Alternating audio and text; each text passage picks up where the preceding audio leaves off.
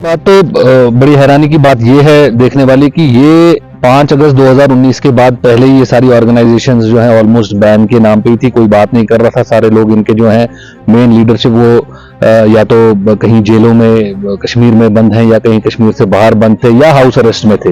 तो अब अचानक से ये इलेक्शंस जो हैं 2024 के नजदीक आ रहे हैं, तो रेस्ट ऑफ द कंट्री में ये दिखाने के लिए हाँ जी चलो तो इलेक्शन आ रहे हैं कि हुर्रियत बैन कर दिया, ये कर दिया। ये तो ऑलरेडी बैन ही है सब कुछ।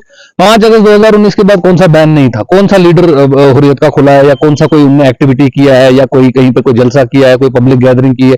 एक भी कहीं पे नहीं। तो हर जगह ये तो ऑलरेडी बैन था। उनका ऑफिस उन्होंने ऑलरेडी सील करके रखा है, राजबाग में था। तो ये सब जो अब बैन और इसके जो स्टेटमेंट्स हैं, ये एक इलेक्टोरल ऑडियंस को दिखाने के लिए एक स्टेटमेंट्स हैं कि भाई हमने वहां पे बैन कर दिया, ये कर दिया। ये तो ऑलरेडी बैन है, ऑलरेडी डिसफंक्शनल है थी ऑर्गेनाइजेशंस बहुत हद तक। 5 अगस्त 2019 के बाद किसी को कोई इजाजत ही नहीं थी बात करने की।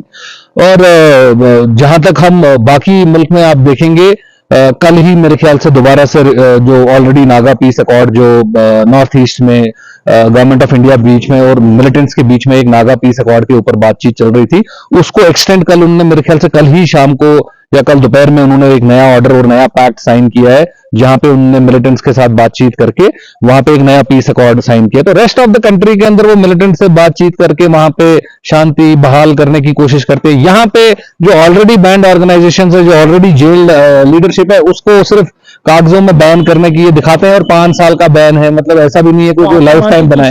वायलेंस इंस्टिगेट करने की बात नहीं है यहाँ पे। ये तो इसका तो पर्पज ही वो नहीं है ना। इसका पर्पज कश्मीर को दिखाने के लिए नहीं है कि ये बैन है। कश्मीरियों को तो पता है यहाँ पे लीडरशिप का क्या हाल है, चाहे वो मेन स्ट्रीम है, चाहे वो हुर्रियत की है, या कोई भी और कोई भी थॉट हो, वो तो यहाँ पे तो पता ही है ना। इसका पर्पज है रेस्ट ऑफ द कंट्री में मैसेज देने के लिए, उनको इलेक्टोरली दिखाने के लिए हम जी कश्मीर में कुछ कर रहे हैं। वहां पे जी ऐसी एक ऑर्गेनाइजेशन थी, हमने उसको बैन कर दिया। किसी को पता ही नहीं है यहाँ पे जी हुर्रियत तो पिछले 5 साल से बैन ही है। आपने कहीं को हुर्रियत, आपने कहीं पे उनकी कोई लीडरशिप का कोई जलसा देखा, कोई प्रोग्राम देखा, कोई मीटिंग देखी?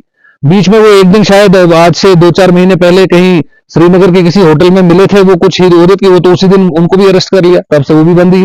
तो ये सब का पर्पज कश्मीर के लिए नहीं है, कश्मीर से बाहर के लिए। बिल्कुल 2024 के इलेक्शन में जो गलेबल ऑडियंस होती है, वोटर होता है, उसको हुर्रियत हुर्रियत हुर्रियत एक नाम याद है, उनको दिखाने के लिए हाँ जी हमने बैन कर दिया। तो इसका ऑडियंस जो है वो यहाँ नहीं है, कहीं और है।